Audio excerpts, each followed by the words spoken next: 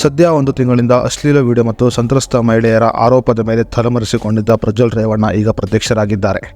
ವಿದೇಶದಲ್ಲಿ ಕುಳಿತುಕೊಂಡು live video ಮಾಡಿರುವ ಪ್ರಜ್ವಲ್ ರೇವಣ್ಣ ಅವರು ತಂದೆ ತಾಯಿ ಮತ್ತು ಅಜ್ಜನಿಗೆ ಕ್ಷಮೆ ಕೇಳಿದ್ದಾರೆ. ಹಲವು ಆರೋಪಗಳ ಕಾರಣ ಖಿನ್ನತೆಗೆ ಒಳಗಾಗಿದ್ದ ಪ್ರಜ್ವಲ್ ರೇವಣ್ಣ ಅವರು ಇಲ್ಲಿಯ ತನಕ ಎಲ್ಲಿಯೂ ಕಾಣಿಸಿಕೊಂಡಿರಲಿಲ್ಲ.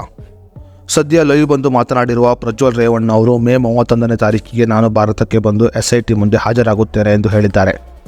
ಕೆಲವು ಕಾಂಗ್ರೆಸ್ ಮುಖಂಡರು ಮತ್ತು ಕೆಲವು ರಾಜಕೀಯ ಗಣ್ಯರು ನನ್ನ ಮೇಲೆ ಷಡ್ಯಂತ್ರ ಮಾಡಿದ್ದು ಎಲ್ಲ ಪ್ರಶ್ನೆಗೆ ನಾನು SIT ಮುಂದೆ ಉತ್ತರವನ್ನು ನೀಡುತ್ತೇನೆ ಎಂದು ಪ್ರಜ್ವಲ್ ರೇವಣ್ಣ ಲೈವ್ ಬಂದು ಮಾತನಾಡಿದ್ದಾರೆ.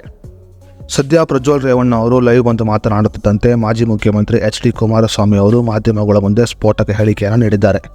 ಪ್ರಜ್ವಲ್ ರೇವಣ್ಣ ಅವರ ವಿಡಿಯೋ ಬಗ್ಗೆ ಮಾತನಾಡಿದ HD ಕುಮಾರಸ್ವಾಮಿ ಅವರು ಸರ್ಕಾರವನ್ನು ತರಾಟೆಗೆ ತೆಗೆದುಕೊಂಡಿದ್ದಾರೆ.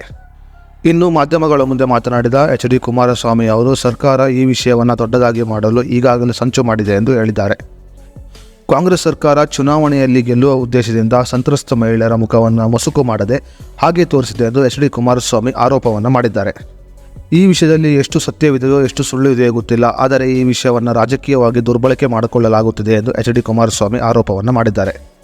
ಇನ್ನು ಪ್ರಜ್ವಲ್ ರೇವಣ್ಣ ಅವರ ವೈರಲ್ ವಿಡಿಯೋ ಬಗ್ಗೆ ಮಾತನಾಡಿದ HD ಕುಮಾರಸ್ವಾಮಿ ಅವರು ರಾಜಕೀಯವಾಗಿ ಇದನ್ನು ದುರ್ಬಳಕೆ ಮಾಡಿಕೊಳ್ಳಲಾಗುತ್ತಿದೆ ಎಂದು ಹೇಳಿದ್ದಾರೆ ಮತ್ತು ವಿಡಿಯೋ ವೈರಲ್ ಮಾಡಿದವರ ವಿರುದ್ಧ ಸರ್ಕಾರ ಕ್ರಮ ಕೈಗೊಳ್ಳುತ್ತಿಲ್ಲ ಎಂದು ಆರೋಪವನ್ನು ಕೂಡ ಮಾಡಿದ್ದಾರೆ.